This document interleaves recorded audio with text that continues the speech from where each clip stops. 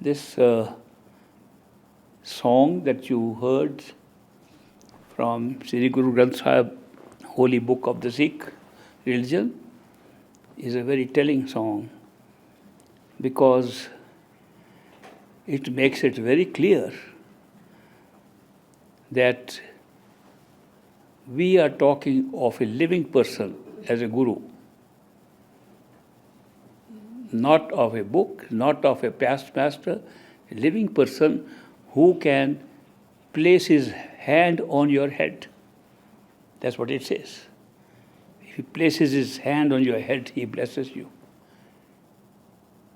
Further it says, Kant laye, avgun sab mete. If he gives you a hug, he removes your vices. He cuts your karma. It's a very human activity. All the 10 Sikh gurus whom we today worship had living masters, that human living masters. All the devotional songs they have sung and praises they have sung is about living beings. Sometimes we forget that everything is told about a living person. Because the basic thing is, they talk of darshan, of a living person whose face you can see. It's even saying that if you see the face of a perfect master, your journey ends. Therefore, we divert from the very teachings we are studying. I have read this Granth several times, not once, beginning to end. Nowhere does this Granth mention that you could worship a scripture and get what they are saying can only come from a living guru. Whole Granth. But sometimes my Sikh friends tell me that there is a line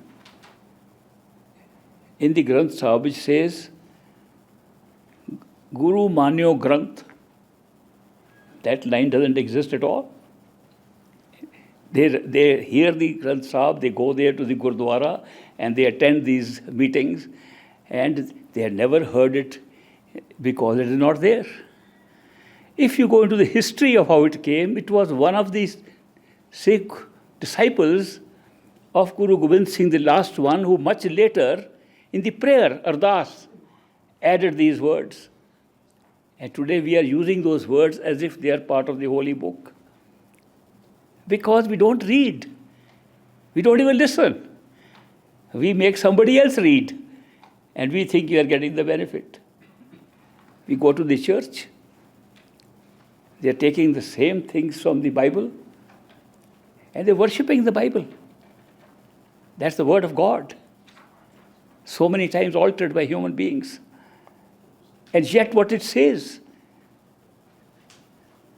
that the kingdom of God is within you, that the man is the temple of living God. The other gods may be dead, but this is living God, living in you, in a human being. All religions when you study, I had a chance to study them and spent a year understanding what are they saying. They are all saying that the thing is inside you. Go in. Somehow we have begun to believe that by reading these descriptions, reading these instructions, we are getting salvation and we are going to be enlightened. Reading cannot. The very Granths that we have referred to, because the song was sung from there. It's my favorite. Favorite Shabad is from there. It says, another page, another place, Padiye jete arja, padiye jete swas. If you keep on reading all your life, if you keep on reading with every breath, if you keep on reading every minute of your life, it says at the end, Nanak lekha ikgan hor homme jakhar chas. The thing that is true is not there, it's all building up of your ego. It says clearly. Yet we still think reading again and again will give us something. No. Practice what you are reading. Reading is correct. What is written is correct. We don't practice it. We think reading is good. We read that there is a place in an island called Hawaii. It's a beautiful place. The nice beaches there and a nice holiday resort. So we read about it. We buy a tourist book and keep on reading. Then we say, there's a airline flights can go there. So we take a timetable and keep on reading. We never go there. We can keep on reading any number of times. But how are we treating our spiritual journey that by reading we'll get something? Practice. Practice what you read. Most essential thing. Because when you will read in order to practice, you will find the instructions are very clear. But if you don't practice, then reading we do so fast. We don't read to see what we have just read. We want to do it quickly. So we can complete the book in a certain time. And the faster we read, we have special readers who can read very fast. And what we are reading are words. The words can be also called shabd, can also be called the same word we are talking of inside. And now we think they are outside in a book. And when we read those words, we think we are reading what is written in those books and doing what is required. Now, it says that the reading should be of such a word, such a sound, which has always been there. Not only John's Gospel says, it was the beginning. Here, in the Guru Granth Sahib, it says, it was from the beginning, it is here, it will always be there. It was never absent. No book has ever existed forever. But that word which we talk of inside has existed forever. That Anhad Bani, that's completely with no boundaries, no beginning, middle and end, that is resounding within us, not outside. So it's good to read carefully. I have read and got all the good instructions from these very books, which people have made a religion out of. These scriptures or books which are giving instructions, spiritual instructions to us, are instructions what to do. They are not saying, read the instruction that you'll get salvation. So I'm bringing this point out because if you follow what you are reading, you will be on the right track. And you will find it explains everything. You can read all through and see the whole of whatever I have been saying to you, you can find in these scriptures. But we don't notice it because we are thinking that not only reading, some priests can read. We are still happy with that. We don't have to read ourselves. Some priests can read and we can just sit and hear. Sometimes we don't even hear. We just pay the priest. You do it for me, I have to go and play golf. I have to go to the club. I have a party to attend. How are we treating a spiritual journey that we think that we can just deposit some money and we are ready? And there are a lot of people who welcome that opportunity. I know in the United States, we have people who are called tele-evangelists. They preached on the television and they say, we will pray for you, $20. If you want to pray more, 40. And if you want really good prayer, 100. There's a different price for different prayers. They don't say you pray. They say we'll pray for you for a fee. What are we doing with spiritual truths? That we think it can be bought with a few dollars? No, you have to sacrifice your attachments. You have to sacrifice. These scriptures say you have to cut off your head and give it. Not literally. What it means by cutting off your head and giving it is that you have to cut your ego, I-ness out if you want to get the results. So that is why it's very important that we act upon what we're reading and follow through with action and do the simple thing, go within. And within also be well described. So go within where you will find your own self and you will find the guide, who's your master, who's your guru, and you will go travel together to your home. So simple. He says, that's the journey. But staying outside and discussing, and then we discuss a lot. Because books and words can be misinterpreted or interpreted in more ways than one. I notice people discussing the same verse, same thing, and giving different meanings to it. Their meaning is coming from their own mind. Whatever their mind believes should be believed is the meaning given to the same word which another person is thinking differently. And we discuss and debate. And sometimes we come to blows and fight. There used to be an old story. I sometimes feel I'm telling the same stories over and over again. But I must tell you that's the sign of old age. When you're old, you tell the same thing over and over again to the same people. And you feel you're telling new. So I, in my age, have reached that point when you will have to hear some stories again. Yesterday, somebody sent me a clear indication that how to know that you are old. It says when some people tell you you look young, it means you are old. So anyway, I want to tell you the story of King Janak, which most of you have heard. King Janak was a great seeker. And so he wanted to find the ultimate real truth. But he said he wants instant truth. Not a truth that, okay, we will give you a system of meditation, yoga, do it for 20 years, you will get something. He didn't want that. I want instant truth. That's what he said, which makes me believe he was an American in his past life. Americans want everything instant. Instant coffee, instant. So he wants instant knowledge, true knowledge.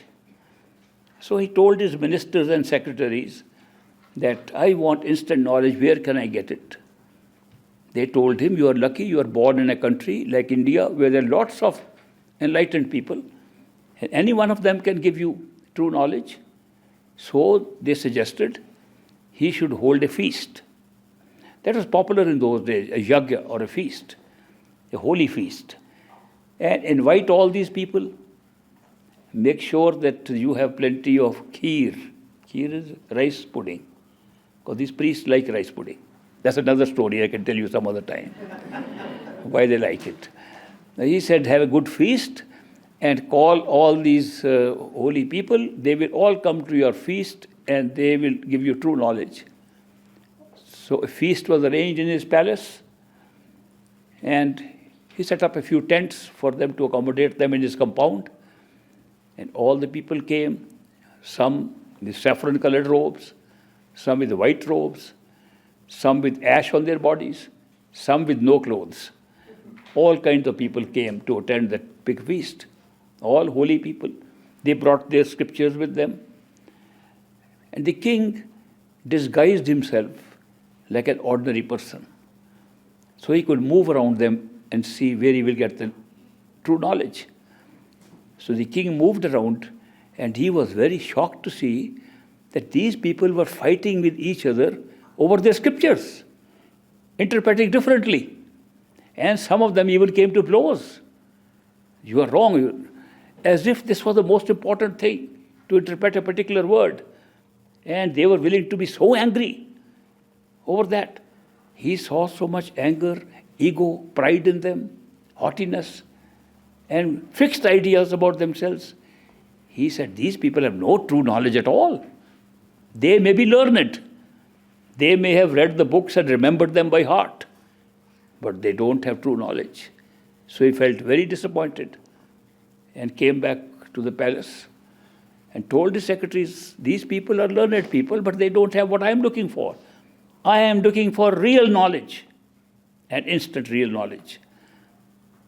Then the secretaries and ministers told him, Your Majesty, we only called a few people from the local townships. You should give notice to the entire country and have a much bigger feast and have it for 7 days. So all of them can come, much bigger crowd can come, and then you will find somebody will give you true knowledge. So a bigger feast was arranged, and many more tents were set up to camp on the compound. And people came for 1 week to stay there. Food was being served to them, a lot of rice pudding too. And the king again disguised himself every day and moved around. It was just a repetition of the first day's experience. He saw people were learned, they could remember their scriptures by heart, they could repeat them, they could sing them, chant them, but they had no knowledge. They didn't even know what was meant by what they were doing. So he felt very disappointed. He came back to the palace. He said, these people don't have knowledge, they have learning. The big difference between being learned and being knowledgeable. So that is why he said, I want true knowledge. Then the ministers and the secretary said, King, the kind of knowledge you are looking for, you won't find with these people. You need a perfect living master. He said, is there anyone living like that? Yes, there is one living on the bank of the river. And his name is Ashtabakar. Ashta means 8, Bakar means curves. He was a hunchback. He was a hunchback with a deformed body because he had 8 bends in his back. So he's called Ashtabakar. He said his body is deformed, but his awareness is the highest. You go to him, call him. He'll give you true knowledge. So the king went to the little hut on the beach and he said, Ashtabakar, I've come to invite you to give me true knowledge. Ashtabakar got up. He said, Majesty, you came yourself? I will certainly come to your palace. So date was set, and the king invited all the nobles, all the kings and queens and princesses from the neighboring countries, also neighboring states. So he got a hall, his auditorium filled up with royalty and nobility. And Ashtabakar walked in with 7 or 8 of his disciples. They took off their shoes, which was customary in those days. They all took off their shoes at the door and walked up. The king had placed 2 chairs on the desk, on this podium, one for himself, one for the master. King invited him. As the Ashtabakar, crooked man walking, people began to murmur, this is the kind of man who is going to give us enlightenment. This man is going to give us true knowledge. What has the king done? So they were murmuring like this, looking at him. So he came and sat on the chair. And he said to the king, King, what is the price of leather today? He said, Master, I invited you to talk about spiritual enlightenment. What has leather to do with it? He said, no, are these not all leather merchants sitting here? No, Master, they are nobility, royalty. They are all my kins. They are all royal people. And they are princesses, kings, queens. They are not merchants. He said, oh, the way they looked at my body and my skin, I thought maybe they are leather merchants. That they are not liking my body. Maybe they deal in skin. So then everybody laughed and said, this guy has some sense of humor. So they began to listen to him. He said, Master, I want, King said, Master, I want instant knowledge. King Janak was persistent about instant knowledge. So Ashtabakar said, what is the meaning of an instant? Instant also is some time. He said, when I go to ride on my horse, when I put my foot in the stirrup and jump on the saddle, that's one instant. He said, all right. Ashtabakar said, all right, I understand what you mean by an instant. There's a price to pay for that knowledge. He said, Master, take whatever you want. All my treasury and coffers are open to you. Name any price. I'll give it to you to get this knowledge. Ashtabakar said, I want 3 things. Janak said, take 10. There's no limit. Take whatever you want. Ashtabakar said, I only want 3 things. Give me your body, give me your wealth, and give me your mind. When you're given these 3, I'll give you instant knowledge. It's a very strange price tag. But he was the real seeker. He said, Master, I give you all these three. My body is yours, at your disposal. All my wealth is yours. And my mind is also yours. Ashtabakar said, this body of yours is mine now. I can keep it wherever I like. Yes, Master.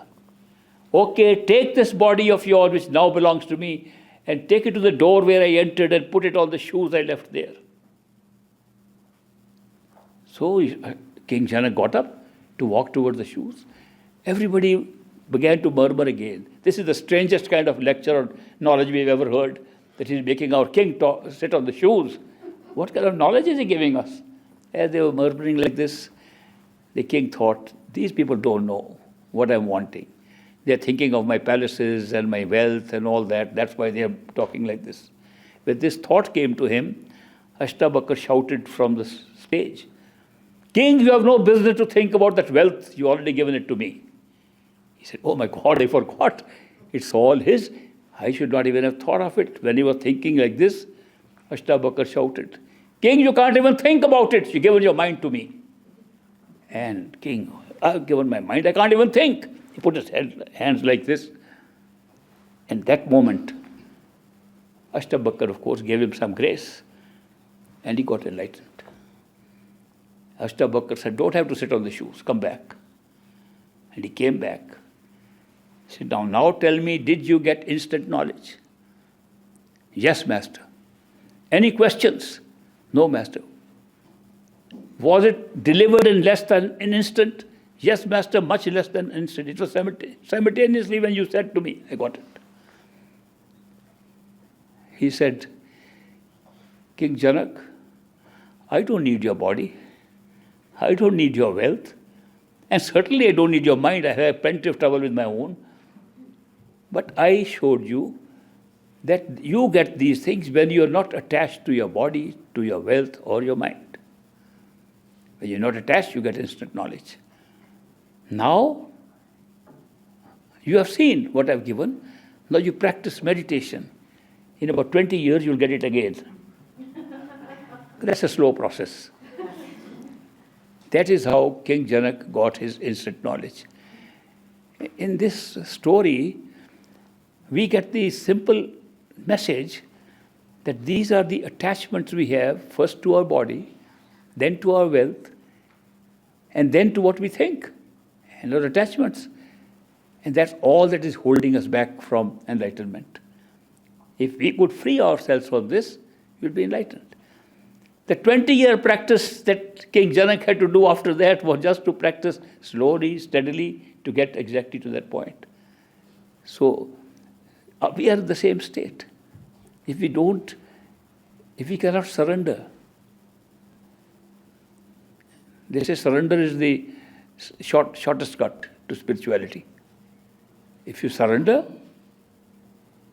to a perfect living master, after being sure he's a perfect living master, you surrender, you get enlightened. The Gurbani itself says the same thing. Nanak Satgur Bhetiye Puran Hove Yukti. If you can surrender to a master, your yukti is complete, your effort is complete. That's all. Then what happens? Hasdya, khidandya, khedya, uchche hove mukti. Then you can live your life as normal and you'll get salvation. The power of surrender. That means everything is now being done by the master, not by you.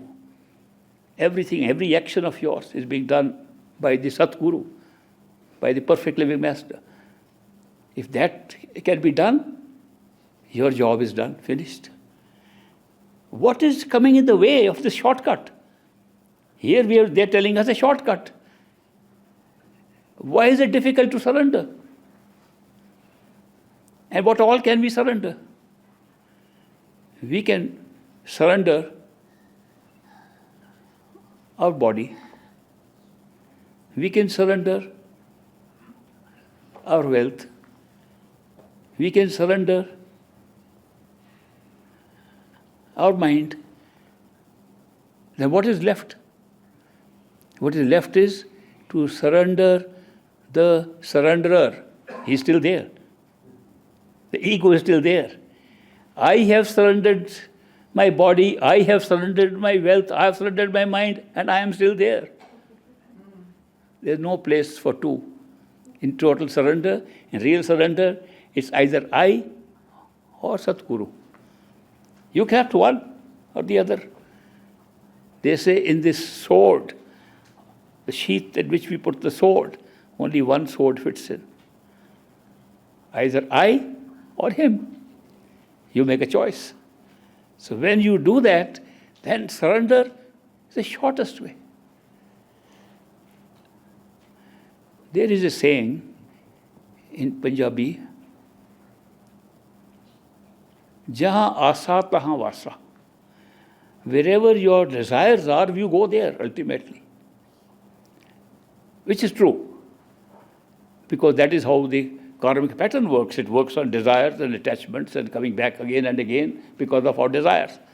But supposing your desire is to be with the Master, supposing all your desires are now finished because one big desire has come to be with the Master, everything else is included in that. What will happen? You will go where the Master goes. Period. Where is the talk about meditation then? Where they talk about effort, do this, do that? That's also surrender. When all other desires can be put away, only one desire is left. And that, wherever Master goes, you will go. Just by the simple principle that wherever you're desiring to go, you will go there. So these are, in the middle of these texts telling us what to do, are also these little shortcuts. And we ignore the shortcuts because of our ego, because of our mind. But if somebody is brave enough, is a warrior against his own mind, he can take a shortcut and have to do nothing else. The truth is that when a perfect living Master comes in your life, he has come to take you home. He has not come to evaluate you. He has not come to judge you. He has come because of your seeking to go home. Period. When he comes and accepts you, and he says, I will take you back home, we'll go together. Truthfully, your journey has ended right there. The rest of the task is for the Master, not yours. If you live your life as if everything you're doing is part of your meditation, the result will be the same. Somebody asked my master, great Master Baba Sawan Singh, asked him, Master, how much meditation is really necessary? Because they say we read some instructions, they say 2.5 hours of meditation should be done every 24 hours. Great Master said, if you do 2.5 hours of some spiritual activity you call meditation, and 21.5 hours in other activities, where will it go? It's totally unbalanced. The man said, then how much should we do? He said, if you want effective results, you should do 21.5 hours of meditation and 2.5 hours of other things. He says, Master, how can one do that? One has to survive, one has to work, one has to eat, sleep. He said, no, this method is very simple. He explained how you can do 21.5 hours of meditation. He says, meditation is not merely repeating words or listening to sound or remembering something or closing your eyes.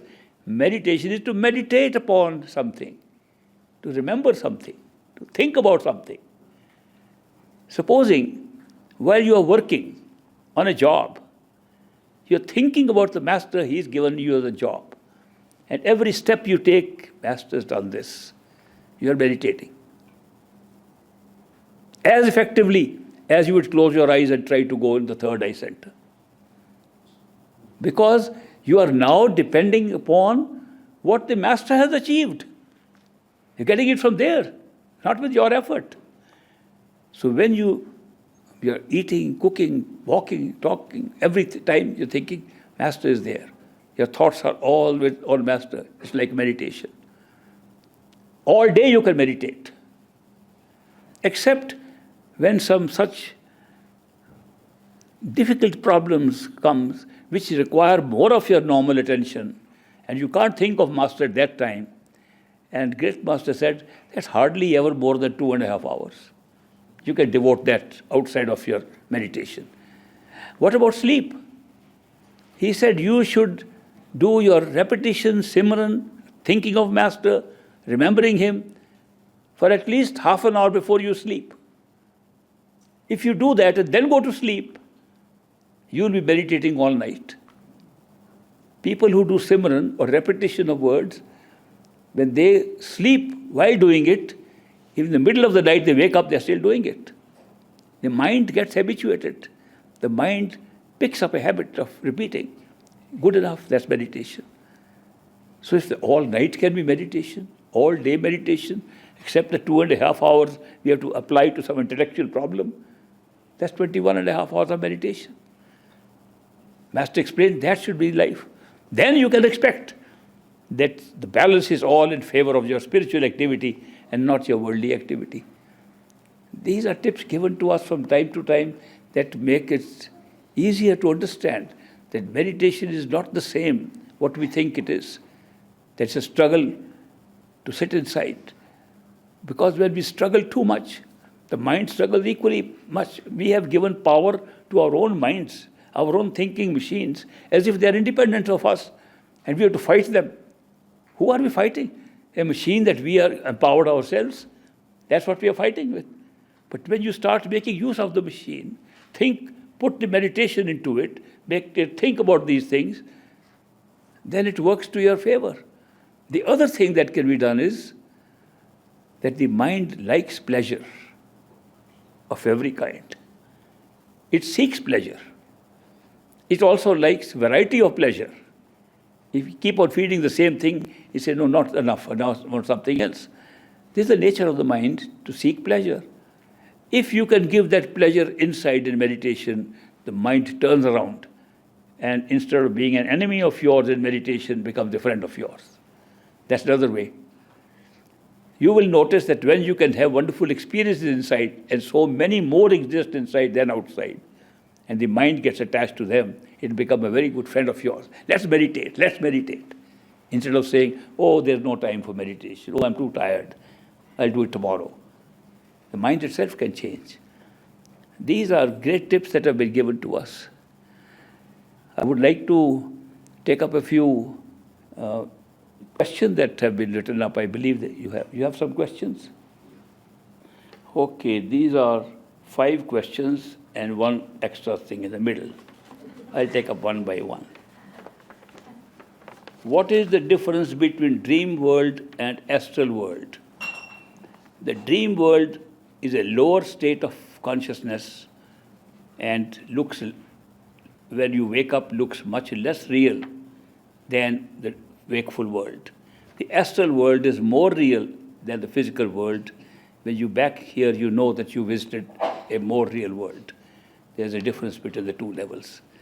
The dream world creates laws of nature of a dream world which are different from the laws of the physical world, but they destroy your free will completely. With no knowledge of the future, and yet you have no free will in a dream. In a dream, you are swiftly moving from one scene to another, and although you think this will happen like that, things just move across as if a pre-programmed scene is going on. In the physical world, which looks more real because the free will looks very real. In the astral world, although you lose free will, but you can see the future, so you know how it is programmed. Big difference between the dream world and astral world. Question number 2. What happens to dream ego when we wake up? Ego is always the same, because the self is always the same. You might notice that when you are awake, you know who you are based on your physical body, name given to your physical body. That's who you are. In the dream, your face can change, your body can change. You are still the same who was when he was awake. You are in that body. Chinese philosopher Fa Hin dreamt that he was a butterfly. And he was flying with his wings flapping from flower to flower. He knew they are no ordinary flowers. They were emitting light, colored lights. He knew he was up in heaven or in a higher state. And as a butterfly, he went all over, looking at the beautiful heavenly garden. And then he woke up. And he thought to himself, am I really Fa Hin the philosopher who had a dream that I was a butterfly? Or am I really a butterfly? Because that is more real. And now I'm dreaming that I am Fa Hin a philosopher. So he told his friends, I had a very strange dream in which I was not my physical body, I was a butterfly. And I was flying around. The friend said, how could it be you? You're not a butterfly. You don't look like a butterfly. How could you imagine that's you? You should say in a dream you saw a butterfly. He said, I never saw a butterfly. I was flying. I was flying. I was flapping my wings. You will notice the self is exactly the same, whether you are awake or you're in a dream or you are in an astral plane or in a causal plane or you discover your soul, self will never change. In fact, if you ask me, is there anything that never changes? The only thing I can think of is the self. It never changes. Experiences keep on changing. All of them change. The self that is experiencing them never changes. So one has to remember that the ego or the I-ness or the self, which appears like I-ness at this stage and appears like an ego in the dream, is always the same. Question number 3. You stated astral body lasts up to 3,000 years and mind lasts millions of years. By what means was it measured and where was it documented? It was measured when you could remember the past. There is no other measurement. If you can remember a past, supposing somebody comes and says, I remember exactly where I was 100 years ago. But I say, you are only 40 years old. How could you remember 100 years ago? I remember very clearly. We will say, he has a memory of a past life. How could he remember? People go through past life regressions. And the people who do that to them, they take them back through memory and take them back into the area before their birth, and they can still recollect them. Psychiatrists were surprised because psychiatrists were trying to solve mental problems of their patients. And several cases, these are documented, in several cases where they told them what happened to you as a child, because the assumption was many of the children's problems, childhood problems, are buried in our subconscious, and they create problems in adulthood. And if we can bring them out and make an adult remember the childhood problem, the problem disappears because it was highly exaggerated when you were a child, and when you are grown up, it looks like a simple thing. By bringing it to your awareness, you are able to cure that person. This is a psychiatric method. And they were recalling, in several instances documented, they were able to ask about children. Then they began to talk of things when they were still adults before that, as it would look backwards. So there is no actual measurement in that sense. But the measurement of an astral life is based upon how far you can remember. You can remember several lifetimes of yours in that state. And therefore, when you calculate on an average of the people who are having their experiences, it's anything from 1,000 to 3,000 of physical years. And by the way, physical years do not mean that the same years apply there. Time is very different. It can be modified a lot. Time, the very nature of time is different in these areas. But we are talking of something that if I'm sitting here, you are sitting here, and we have an astral self in us. Was the astral self pre-existing before we were born? Will the astral self stay on after we die? Most likely, yes, because their life term is much longer. So these are the averages, 1,000 to 3,000 years. And the mind has an average of several million years.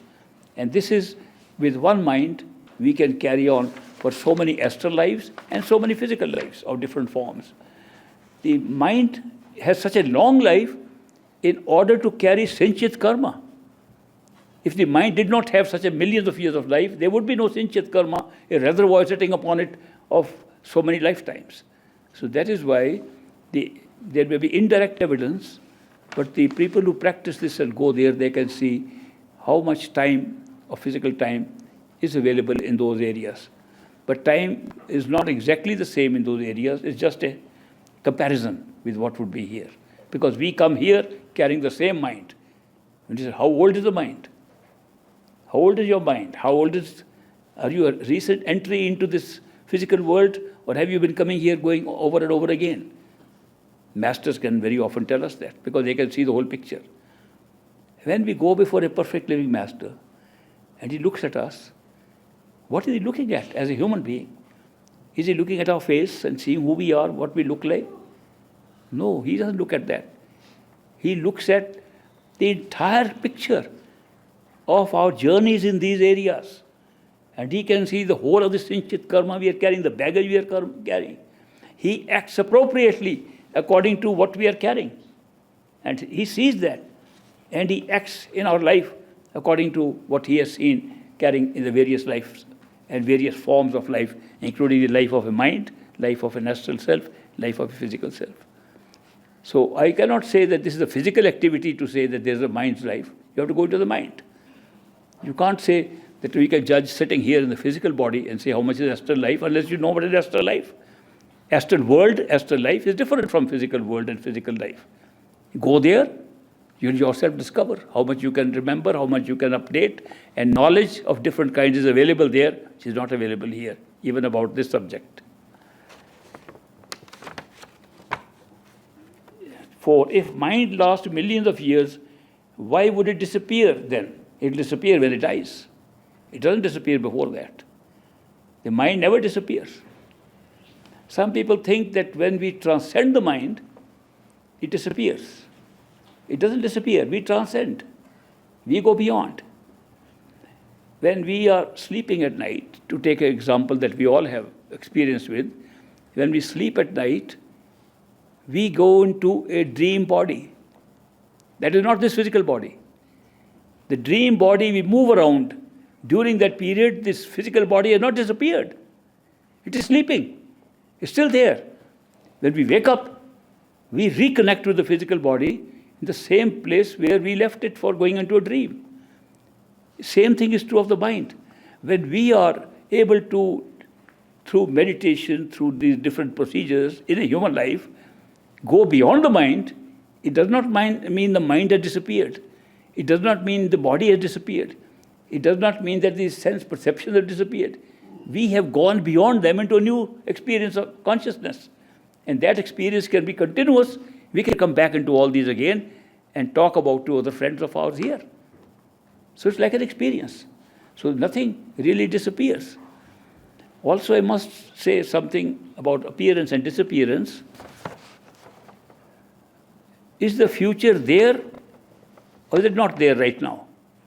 If it is there, then we already know what it is. We just go to the future.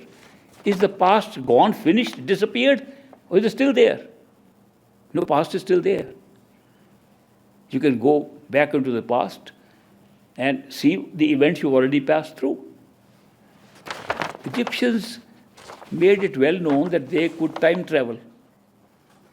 I've read about it, that the Egyptian pharaohs especially, the pharaohs knew how to time travel, and they could go in time backwards or forwards. They could see what was going to happen in the future by just going there and coming back. And I thought to myself, well, what are we doing? We are time traveling all the time. We are all time traveling right now. We are going from one moment to another, one event to another. That's time travel. Events are not traveling, we are traveling. When we create the physical world, time is a timeline. It's all infinite timeline. Events have been placed on that timeline. We are time traveling on the timeline through our consciousness and going from one event to another. This is time travel. They don't disappear. Neither the future has disappeared nor the past has disappeared. And that brings me to a very subtle point, which is difficult to comprehend, but I want to still tell you. We say we are passing through time. We are all sure. Why? I was here at a certain time, I saw my watch. I said, yes, I came at 3, suddenly 4, I have spent an hour here. I experienced time. So did you all. But can we really experience time? What is time as we know it? It consists of past, present, and future. Supposing this past, present, and future is not there, there is no time. What has happened already is past. What's happening now is present. What is going to happen is future. Okay, when I say now, was it past or was it present? Before I said it was future. The moment I started uttering it was past. Where was present? Some people tell me there's a nice book, Live in the Now. I said, where are we living? I want to meet anybody who's not living in the now. We are all living in the now. Every time that we say we are living, we are in the now. And look at it, now has no time at all. Now is a meeting point without time between future and past. It has no duration at all, not even a nanosecond. A nanosecond makes it past. How come we are all experiencing something and it doesn't exist? We are experiencing time in now, and now has no time. Okay, then let us say what is past. Past is what has gone already, and how do we know it has gone already? How do we know something is already gone? From memory. There's no other way. The only way to know there is a past is through memory. If you have no memory, there will be no past. If the past, even when I say now, it goes to past. What I am calling present is merely recent past. It's not really technically now. Now is zero time. It's recent past I am calling present. It's also past. So present, what we call present, is past. What has already gone is past. What about future? Supposing our minds cannot use 3 functions: hope, fear, anticipation. If it cannot hope for anything, it cannot be afraid of anything, cannot anticipate anything, there will be no future. Do you know we are creating future by these functions in the mind? And when do these functions take place? In the so-called present, which is past. Future is also past. The truth is that future, past, and present, which we think is time, is all past. Think over it. It's all past. Only recoverable through memory. The truth is we are living a life recalling memory in a very living way, and we call it life. So it becomes so easy. Once you know that there's a game of recalling memory, stored memory, in the causal plane, where the Akashic records exist, we just install in our mind a DVD, a set of memories, and come here and live our life and think this is our destiny. It's just a little capsule, not visible, placed in the mind.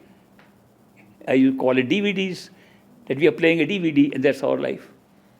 And there is no time involved. Time is being created by our memory. These are memory chips that are creating life. Now, if you want to verify what I'm saying, go and check out how the memory chips are created. That's another thing. How do you create so many different kind of destinies? If we believe that we are souls and have not been here all the time, we just came for a little experience, how did karma come about? We had no time at all to have any intention or action, and we land up here with karma. How did that happen? It happened because we picked up a DVD which included one life, memory, experience of memory, and several previous lives to create that one life through karma. We never went through that karma. We came for one life, and as soon as we entered, there was a past life. Because you could not have the first life, even one life, without a past life. So that is why it's so interesting to know that we came for a little trip and got caught up in a very strange trap where the little trip had to be created by cause and effect. And the cause was somewhere else. Somebody said, do you come for one life? I said, true. Then why do you talk of previous lives? Because they were notional lives to create one life. They were required to create one life. And that is why we picked up those. But once we stayed there, we began to create real future lives for ourselves here. Then our past lives began to accumulate. And when we go back, the whole thing will be ended here. This show, DVD play, is not going into our true home at all. It's for local play here. And you say that how can the mind disappear? Mind does not disappear, time disappears. Mind is still there, the creator of his experience in time, but time as we know it disappears. And we can't describe anything that's beyond time because all understanding is through the mind. If I were to tell you a truth, I'm just going to make a truthful statement that in a place close to our true home, within us, there is a zero-dimensional spot. It has got zero volume, zero space, zero time. And there's vast amount of islands in it. Make any sense? If it is zero, how can it have vast amount of... But the truth. This truth the mind can never understand. Because the mind can never understand anything that exists in zero time and zero space. The mind only functions in time and space. It creates time and space and functions in time and space. That is why these problems we can't understand with our mind. We can experience them. You can actually have a conscious experience of zero time, zero space, but cannot understand it.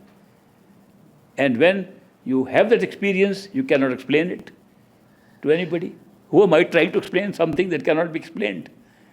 But you can experience it within yourself. When you rise above the mind, your life is all in total zero time, zero space. It's not been created yet. So time and space have been created very differently than we are experiencing it. The whole of time and the whole of space is created in one single timeless moment before we enter. All events, all places, all things are placed on it at once. We go through time and space travel, and that's how we have those experiences. Nothing disappears when we in a physical body have these experiences. Everything is intact. Actually, when I say you can go to your true home, you don't really go to your true home. Because if you went to your true home, everything would disappear. Nothing would be left. You are able to have the experience of your true home while you're in a physical body. Because that apparatus to have the glimpses of all these levels of consciousness exists inside our own head, right here as a physical body. Just like we say these are energy centers, the great master who was explaining those 18 centers of the higher levels, they are also available in the physical body, in the head.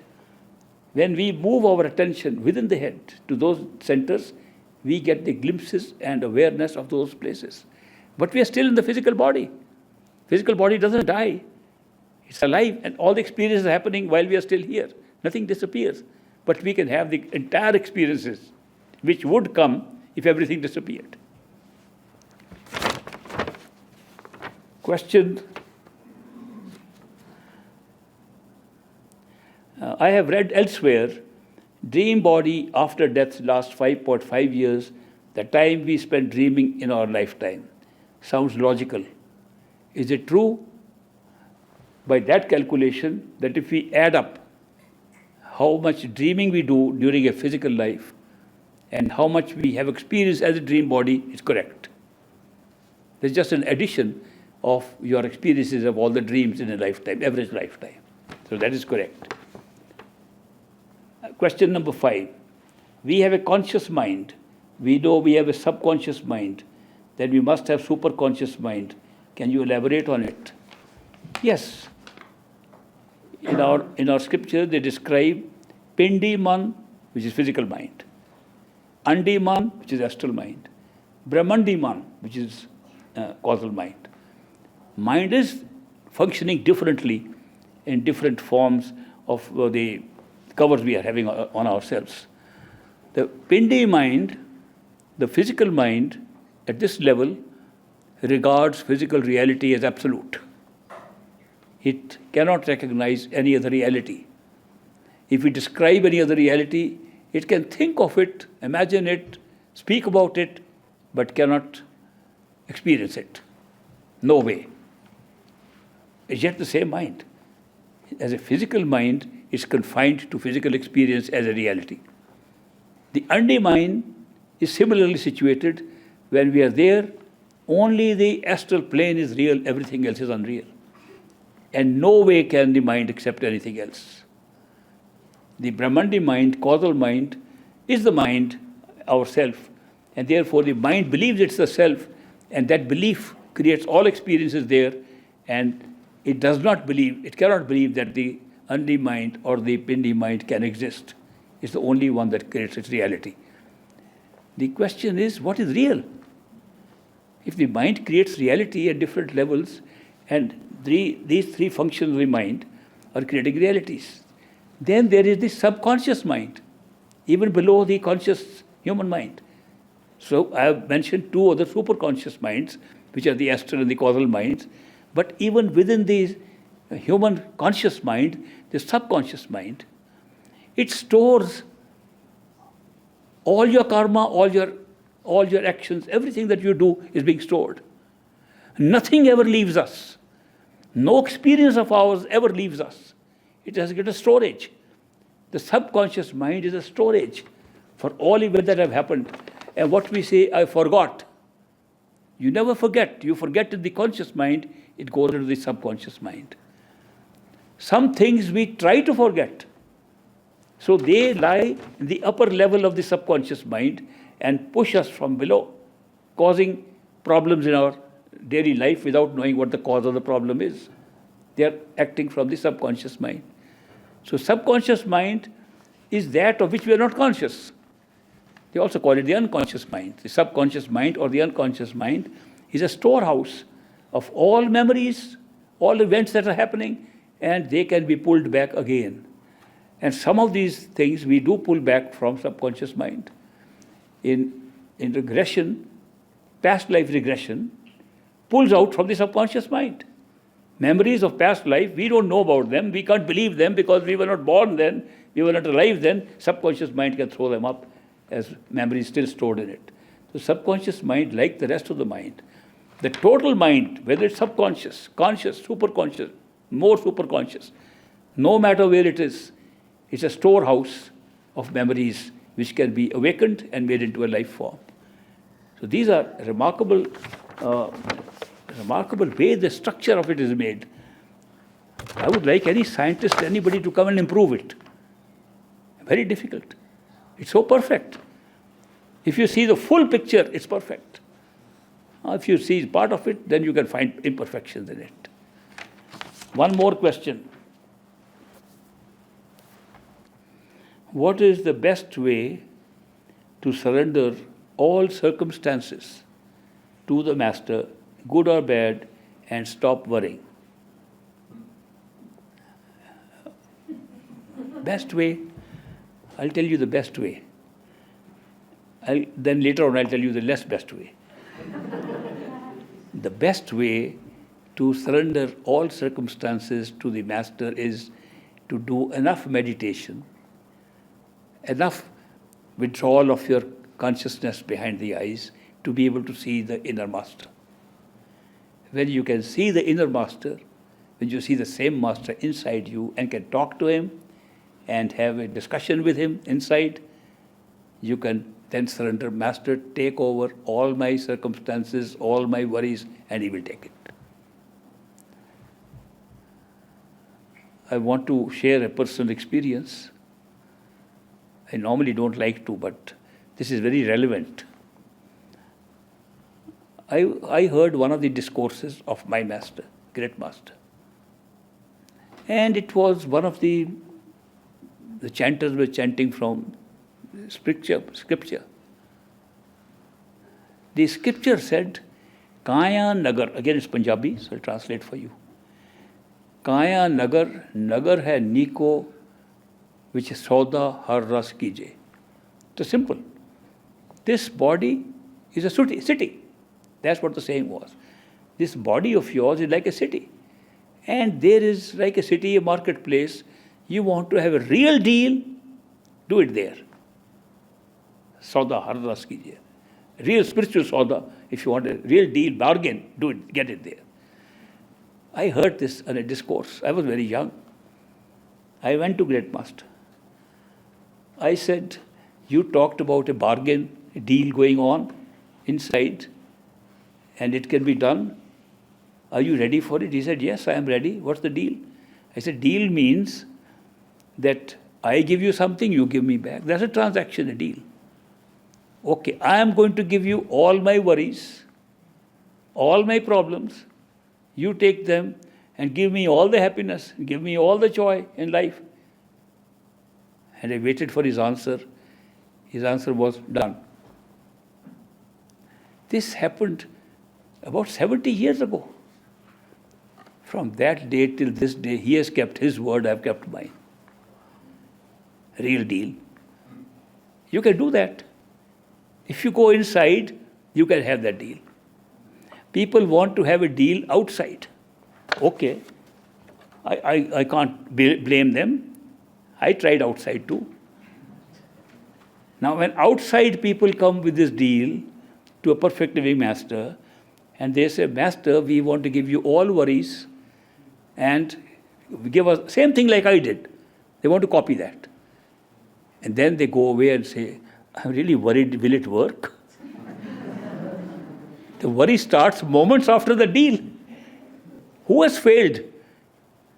The person asking for the deal or the master? We fail. We don't stop worrying. If we really believe Master has taken over and he's doing everything for you, and you feel every action of yours, every thought of yours is being governed by the Master, so you can have a nice time here and a nice time elsewhere, you can get it. But then you have to you have to do your part of the deal. So if you want to have an outward deal, the chances of your not worrying after that are very remote. If you want to go inside deal, chances are very good that you'll get a real deal. And you lead a totally different life. In life, you'll be on top of the world all the time because Master has taken over all your worries, taken over all your problems. He's taking care of them. And you can see them. He's taking care of it. These deals are possible. And it's nice to reach that point. Great Master used to say, Baba Sawan Singh, that the initiates who get initiation, Namdan, or are accepted by a perfect living Master, during the lifetime of a Master, because Master will die, we will also die, everybody dies. During the lifetime of the Master, do so much meditation that you manifest the radiant inner form of the Master while you're still alive. If that happens, and the Master dies physically, he'll be sitting with you telling you, I'm not dead. He'll be more alive. He'll be more available to us. So that's some kind of an urgency on this path. If you were to ask me, is there something urgent? Normally I say, no, take your own time. We have been here millions of years. What does it matter if another couple of lifetimes? Doesn't matter much. But if you are serious in going back to your true home in this very lifetime, not want to give any chance for another lifetime, then you should do as much meditation as possible to manifest the radiant inner form of the Master inside you, where you can talk to the Master and become a friend like you are a friend outside. If that happens, you have the Master at all times with you. He will never die for you. That's better. And we don't realize that you can get the radiant form of the Master even after he dies, because he is manifested at the time he initiates us or gives us his yes, accepts us. That's the moment when he is accepted, he is with you. But to be able to see and to be able to talk to him takes care of the doubts and worries of the mind. And that's why it's a good idea to meditate enough, even if you have to give a lot of time. Even if you have to divert your proper priorities and make this highest priority in life, number one priority to meditate and get to talk to the Master inside, it's worthwhile. You will never be without the Master. I mentioned the story the other day about a famous mystic, famous saint, Muslim saint, Sheikh Farid. Sheikh Farid Shakarkandi. He had his master whose name was Qutbuddin, Sheikh Qutbuddin. And Farid had one son. While Sheikh Farid was still being guided by his master Qutbuddin, he was telling his son, son, get initiated, get accepted by Qutbuddin. He is getting old, he might die. Better go and take advantage. The son, like most young people, was saying, no, Dad, it's my young life, I have to still lead my life. One day I can go and get the spiritual stuff. So he kept on putting it off. One day Qutbuddin died. And his body was lying there before they were burying it. And Farid's son came up. He saw that the Qutbuddin's body is there. He immediately shaved his head off, which was a requirement in those days for following somebody. And he put his head on the feet of Qutbuddin's body. Farid is standing next to him. Sheikh Farid says, son, this is the body of one I have adored, followed all my life. I don't know anybody else that I loved more than this person whose body you're putting your head on. But sorry, it's too late. There's nothing in the body. Master's gone. You have come too late. Even 1 second is too late. Take advantage of the living Master while he's alive. 1 minute is too late. If we could get benefit from a Master who's already dead, we are only getting advantage of talking to our own mind. Master is not there to talk to us or tell anything to us. Even as a human being, one human being to another human being, we are getting no guidance, getting no answers. That is why he said it's very important. So great Master's advice to us that you try to get this, take your meditation up to that point, then relax. Because then you have nothing to worry about. You get your deal right there, all worries are taken away. You never have to worry. And by the way, worry is quite a useless thing. I went to a church.